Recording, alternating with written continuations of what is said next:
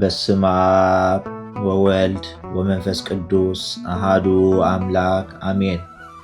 ስንክሳር ዘወርሃ ግንቦት ዕለት 20 ግንቦት። በዛ ዕለት እዚኣ ቅዱስን ጻድቕን ካሌብ ንጉስ ኢትዮጵያ አዕረፈ።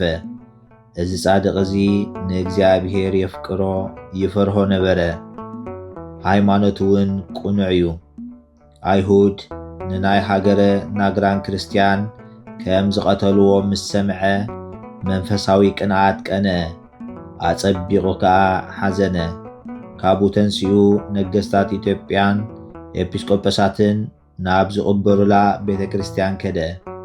ኣብኣ ኣትዩ ከዓ ኣብ መንበረ መንግስት ናይቲ ቤተ ክርስቲያን ቆመ። እቲ ጽቡቕ ኣልባሳቱ ኣውፅኡ ኣጭርቕቲ ለበሰ። ኣቕርንቲ መሰዊዕ ሒዙ ኣዕይንቱ ናብ ሰማይ ጠመተ። ከምዚ እናበለ ከዓ ጸለየ። ኦ እግዚአብሔር ኣምላኸይ ጐይታ ኩሉ ፍጥረት፣ ዝረአን ዘይረአን እልፍን ኣላፋትን ኩሎም መላእኽቲ ንዓኻ ዘመስግኑ ንዓኻውን ዝግዝኡን ዝቕድሱን ብዙሕ ኣዕይንቲ ዘለዎም ኪሩቤልን 6 ዘኽናፎም ሱራፊኤልን ብዘይ ምቁራጽ ቅዱስ ቅዱስ ቅዱስ እግዚአብሔር ጐይታ ሰራዊት ፍጹም ብቅዱሳን ዝቕደስ እግዚአብሔር ኣምላኽ ኣማልኽቲ ጐይታ ጐይቶትን ንጉስ ነገስታትን ኣቦኡ ንጐይታናን መድሓኒናን ኢየሱስ ክርስቶስ ምስጋና ናቱ ዝኾነ ከም ልብሲ ብርሃን ዝውንዘፍ ንወድኻ እቲ ካባኻ ዝወፀ ቃል ናብዚ ዓለም ክትልኮ ዝሰመርካ ንዝተገድፋ ኣባጊዕ ክመልስ ንሱ እቲ ዝዛረብ በጊዕ ብፍቓዱ ካብ ሰማያት ዝወረደ ካባኻን ካብ መንፈስ ቅዱስን ከይተፈልየ ካብ ቅድስቲ ድንግል ማርያም ስጋ ዝለበሰ እዚ ኩሉ ዝገበሮ ምእንቲ ድሕነት ደቂ ሰብ እዩ። ካብ ጸልማት ኣውፅኡ ናብ ብርሃን ፍልጠት መራሓና። ኦ ጐይታ እንሆ እዚ ስምካ ዝኸሓደ ዕቡይ ኣብ ልዕሊ መጓሰኻ ዝገብሮ ርአ። ነቶም ደቂ ቤተ ክርስቲያን ከም ዝሓዞምን ከም ዝቐተሎምን ንደቂ ህዝብኻ ከም ጠለበጊዕ ጠቢሑ ከም ዘብሰሎምን ንሃገርካ ኣዕኒዋ ንርስትኻውን ኣጥፊኡዎም እዩ። እንሆ ኣነ ባኣኻን ብሓደ ወድኻን ብህያው ቅዱስ መንፈስካን ኣሚነ ኣለኹ። ብኣቕርንቲ መሰዊኢኻ ተማሕፂነ ኣለኹ። ብሃይማኖትካ እውን ጸኒዐ ኣለኹ። እንሆ ንጸላእትኻ ብሓይሊ መስቀሉ ንሓደ ወድኻ ክዋግኦም እወፅእ ኣለኹ። ንዓኻን ንኣሕዋተይን ክርስቲያንን ቀና እየ እሞ ካብ ተስፋይ ኣይትሕፍረኒ። እቶም ሓይሊ ጥበብን ዘይፈልጡ ኣበይ ደኣ ኣሎ ኣምላኽካ ከይብሉ ወይ ከዓ ብብዝሒ በደለይን ሓጢኣተይን ጸሎተይ ዘይተሰምዐ ልመናይ እውን እትንዕቕ እንተኾንካ ኣብዛ ቦታ እዚኣ ቅተለኒ። ንርስትኻ ናብ ኢድ ጸላእትኻ ኣሕሊፍካ ኣይተሃብ። ንሕና ህዝብኻ ኣባጊዕ መጓሴኻ ኢና። ንዓኻ ከዓ ንዘለዓለም ምስጋና ነቐርብ ኣሎና። ካብኡ ንጉስ ካሌብ ወፂኡ ከደ ተዋግአ እሞ ነቶም ንሃገረ ናግራን ዘጥፍእዋ ዓለውቲ ኣይሁድ ኣጥፍኦም። ዓበይቲ ተኣምራት ገበረ። ብዓብይ ክብርን ብብዙሕ ሓጐስን ከዓ ናብ ሃገረ መንግሥቱ ተመልሰ። እግዚአብሔር ከዓ ክንድቲ ኩሉ ዝገበረሉ ኣመስገኖ። ንእግዚአብሔርስ እንታይ እየ ዝፈድዮ? ብዘይካቲ ነፍሰይን ስጋይን ብጎይታ ኢየሱስ ክርስቶስ ኣብ መሃ ዘቕረበሉ እንተዘይኮይኑ ምስጋና ንዑ ይኹን በለ። ካብኡ ነዚ ዓለም ዝመኒኑ መንግሥቱ ሓዲጉ ብለይቲ ወፂኡ ብእግሪ ከደ። ናብ ቦታ ልዕሊ ርእሲ ደብሪ ኣባ ጴንጤሎዎን ኣብ ህያወት መነኮሳት ዝነብሩሉ በጽሐ። ኣብቲ በዓቲ ኣተወ። ነታ በዓቲ መእተዊኣ ሰብ ከይርእይዎ ዓፀዋ። ካብኣ ከም ዘይወፅእ ንዓለም ደጊሙ ከም ዘይርያ መሓለ። ናብ ውሽጢ እታ በዓቲ ምስኡ ዘእተወ የልቦን። ብዘይካ መንጸፍን ዕትሮ ኩባያ ንማይን ዝለብሶ ልብሲ ምንኩስናን መግቡን ጥራይ። ብዙሕ ዝዋግኡ ኣኽሊል መንግሥቱ ናብ ኢየሩሳሌም ሰደዶ። ናብ ኣባ ዮሐንስ ናይ ኢየሩሳሌም ሊቀ ጳጳሳት ከዓ መጽሓፍ መልእኽቲ እናለመነ ጸሓፈ። ነዚ ኣኽሊል ኣብ ልዕሊ ኣፍ ደገ መቓብሩ ንቓል እግዚኣብሔር ክስቀለሉ ምስጋና ንዑ ይኹን ዝብል ለኣኸ። ናብቲ በዓቲ ድሕሪ ምእታዉ ዋላ ምስ ዝኾነ ኣይተዛረበን። ንእግዚኣብሔር ከዓ ኣስመሮ፣ ብሰላም እውን ኣዕረፈ። በረኸቱ ምሳና ትኹን ንዘለዓለም ዓለም ኣሜን። ሰላም ለካሌብ ትእምርቲ ሃደገታ ለብዕሉ እንተፈነወ አክሊሎ በኢየሩሳሌም ይስቅሉ ዝንቱ ሃያል ኢተመከሃ በሃይሉ አመ በእዴሁ ሰራዊተ ሳባ ተቀትሉ ዘእንበለ ያትርፍ አሃደ እምእሉ። ሰላም ንካሌብ ምልክት ምግዳፉ ንሃብቱ ንብዕሉ አኽሊሉ ዝለኣኸ ኣብ ኢየሩሳሌም ንኽሰቕሉ እዚ ሓያል እዚ ኣይተመክሐን በሓይሉ ብኢዱ ሰራዊት ሳባ ኣብ ዝተቐትልሉ ዋላ ሓደ ኣየትረፈን ካብኣቶም እዮም ዝብሉ። በዛ ዕለት እዚኣ ቅዱስ ኣቦ ኣባ አሞኒዮስ ናይ ሃገረ ቶና ኣዕረፈ። እዚ ቅዱስ እዚ ጎበዝ ከሎ ቅዱስ እንጥኖስ ናብ ምንኩስና ክጽውዖ ከሎ ራእይ ረአየ። ካብ ድቃሱ ምስ ተበራበረ ንግዚኡ ተንሲኡ ናብ ኣባ ኤስድሮስ ከይዱ ካብኡ ልብሲ ምንኩስና ለቢሱ ምስኡ ተቐመጠ። ድሕሪኡ ናብ ደብረ ቶና ተመልሰ። ንርእሱ በዓቲ ሃኒጹ ኣብኣ ተቖሪኑ ብመዓልትን ለይትን ዓብዪ ተጋድሎ ተጋደለ። ሰይጣን ርጉም ኣብ ልዕሊኡ ቀንአ። ብኣምሳል መነኮሳይት ሰበይቲ ኮይኑ ናብኡ መጸ። ኣብ ኣፍ ደጊኡ ማዕጾ ምስ ኳሕኮሐ ኣፍ ደጊኡ ከፈተሉ።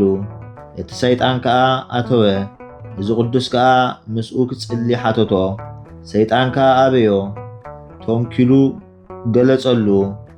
መልክዑ ለዊጡ ከም ረስና ሓዊ ኮነ። ነዚ ቅዱስ ከዓ ኣነ ዝዓበየ ጸብኢ ናባኻ ከምጽእ የበሎ። ጸላየ ሰናየት ሰይጣን ከይዱ ኣብ ሓንቲ መልክዓ ጽብቕቲ ዝኾነት ልቢ ወረጃ ሰበይቲ ኣተወ። ነዚ ቅዱስ ኣብ ኃጢአት ክተውድቆ ድማ ደፋፍኣ። ቅጭን ክዳውንቲ ተኸዲና ኣጋ ምሸት ናብኡ ከደት። ማዕጾ እናኳሕኩሐት ከዓ ኣነ ግያሺት ሰበይቲ እየ መገዲ ተጋጌ ኣጋ ምሸት ኣብዚ በፂሐ ኣለኹ። በጃኻ ኣራዊት ከይበልዑኒ ኣብ ደገ ኣይትግደፈኒ ክፈተኒ። እግዚአብሔር ብዛዕባይ ክትጸባጸበካ እዩ በለቶ። ምስ ከፈታ ንሳ ናይ ትርጉም ሰይጣን ልእኽቲ መጻወድያ ከም ዝኾነት ንሱ ከም ዝለኣኻ ፈለጠ። ካብ መለኮታውያን መጻሕፍቲ ጠቓቒሱ ክግስጻ ብዛዕባ ሲኦልን እቲ ንሓጣን ዝተዳለወ መቕጻዕትን ነጊሩ ከፈራርሃ ጀመረ። ወሲኹ ድማ ብዛዕባ እቲ ንጻድቃን ዝተዳለወ ሓጎስን ደስታን ድማ ነገራ። ሽዑ እግዚአብሔር እቲ ዝበላ ክተስተውዕል ልባ ከፈተላ። እቲ ጽቡቕ ልብሲ ካብ ልዕሊኣ ኣውፂኣ ኣብ እግሩ ሰገደት። በኸየት ክቕበላን ነፍሳ ከድሕናን ለመነቶ። ንሱ ከዓ ርእሳ ላጽዩ ማቕ ኣልበሳ። ካብኡ ከም ናይቶም ዓበይቲ ቅዱሳን ትሩፋት ብዙሕ ምግባር ሰናይ ትሩፋት ክትገብር ጀመረት። ንሳ ብመዓልትን ለይትን 1,200 ጸሎታት እትጽሊ ኮነት። ሱባኤ ኣብ እትገብረሉ በብ2 መዓልቲ በብ3 መዓልቲ ትጸውም ነበረት። ዲያብሎስ በዚ ነገር እዚ ምስ ሓፈረ ብኣምሳል መነኮስ ተመሲሉ ኣብ ነፍሲ ወከፍ ኣድባራት ኣብ ኩሉ ቦታ ኣትዩ እናበኸየ ሓንቲ ሰበይቲ ኣብ ቤት ኣባ አሞኒዮስ ኣላ። ንሱ ድሕሪ ብዙሕ ድኻም ፍቕሪ ሓንቲ ሰበይቲ ሓደሮ።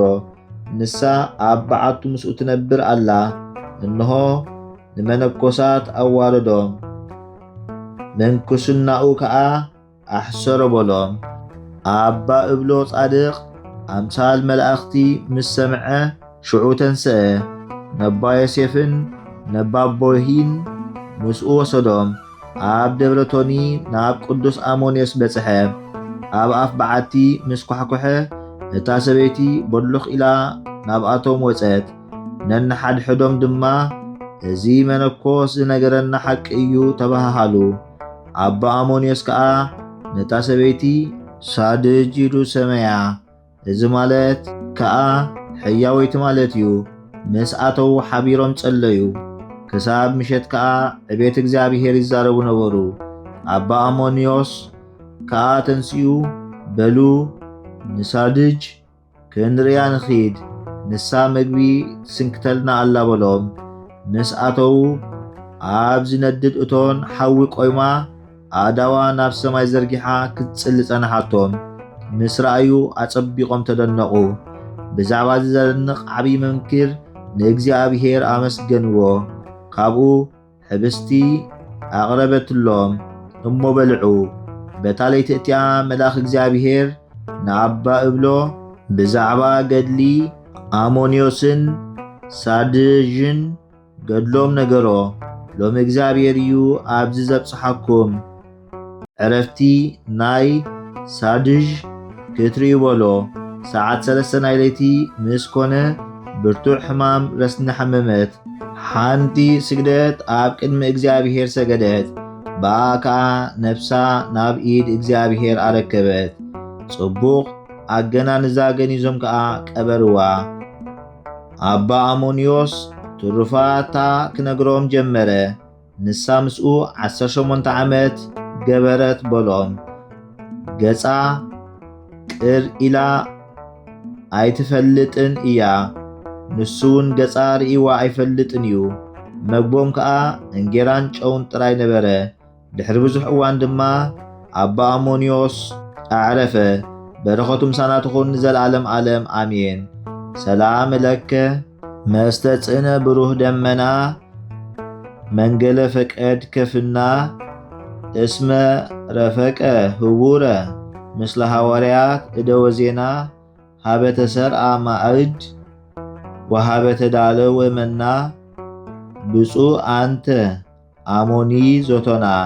ሰላም ንዓኻ ተወጣሒ ብሩህ ደመና ናብ ዝደለኻዮ መገድፍና ብሕብረት ዝረፈቕካ ምስ ሐዋርያት ጥዑማት ዜና ኣብ ዝተሰርዐ መኣዲ ኣብ ዝተዳለወ መና ብፁዕ ኢኻ ንስኻ አሞኒ ዞቶና። ሰላም ሰላም ለረድእተ አሞንዮስ ሳድጅ ዝብሂል የዋሂት በግዝ በህብረታቲሃ አዳም ወበምግባራ ሐዋዝ ኢውእየት ቀዊማ ከመዘበ መጥልል ሙሃዝ ማከለውኡይ ወርሱን ህምባዝ።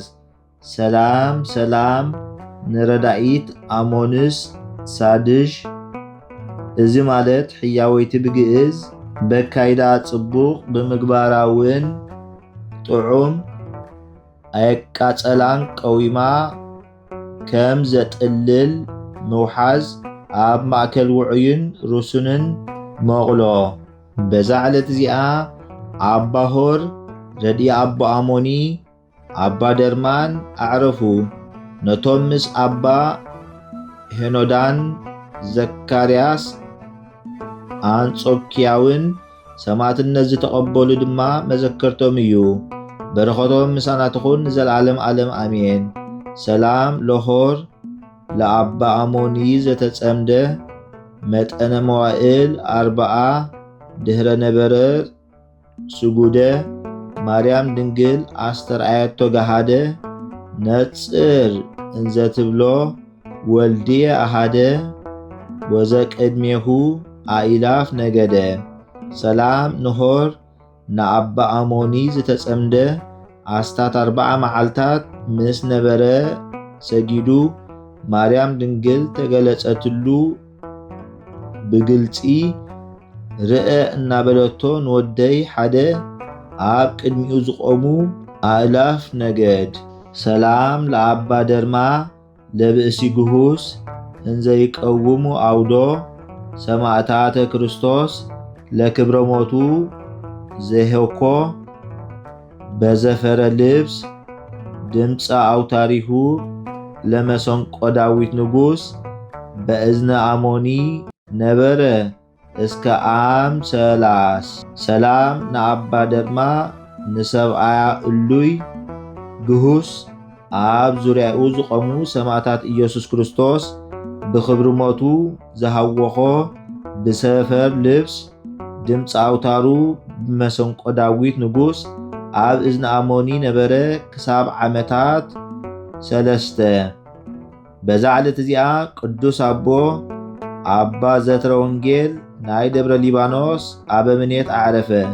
ንሱ ቁፅሩ ካብቶም 16 ኣበመምሃራን እዩ። እዚ ቅዱስ እዚ ካብ ንእስነቱ ከም መላእኽቲ ለባሲ ንጽህና መፍቀሪ ትሕትናን ሕያውነትን እዩ። ኣልባስ ምንኩስና ምስ ለበሰ ሰናይ ገድሊ ተጋደለ። ኣብ መጓሴ ክርስቶስ ድማ ሓላዊ ተሸመ። ካብኡ ብጽቡቕ ሽምግልና ብሰላም ኣዕረፈ። በረኸቱ ምሳናትኹን ንዘለዓለም ዓለም ኣሜን። ዘቕረብክዎ ማህሌት ኣዘኻኺረ ኣይላፍ ካብቶም ኣዘውቲሮም ዘገልግሉኻ ኩሉ ግዜ ብዘይ ምዕራፍ እንዳኸንብብ ተቐበል ናይ ድኽነተይ መጽሓፍ ዝገበርካ ጎይታ ናይታ መበለት መባእ ውኩፍ ካብ ዘእተውዎ ሃብታማት ናይ ሃብቶም ተረፍ ቅዱሳን ነቢያት ሃዋርያቱን ሰባኽያን ሰማዕታት ምስ ጻድቃን ደናግል ከዓ መነኮሳቱን ሄራን ባርኾት ባርኹ ማሕበር ዛ ቅድስቲ ቤተ ክርስቲያን ካብ ዝዓበየ ሽማግለ ክሳብ ዝነኣሰ ህፃን ንዝፀሓፎ ብመጽሓፍ ንዘፀሓፎ ብምድራስ ንዘንበቦ ንዝተርጎሞ ብልሳን ሓዲስ ንቓል እውን ዝሰምዐ ብእዝኒ መንፈስ ብጸሎት ኣዲኡ ማርያም ዓራቂት ካብ ኩሉ ምበኣስ ኣሕቢሩ ይምሓረና ኢየሱስ ክርስቶስ።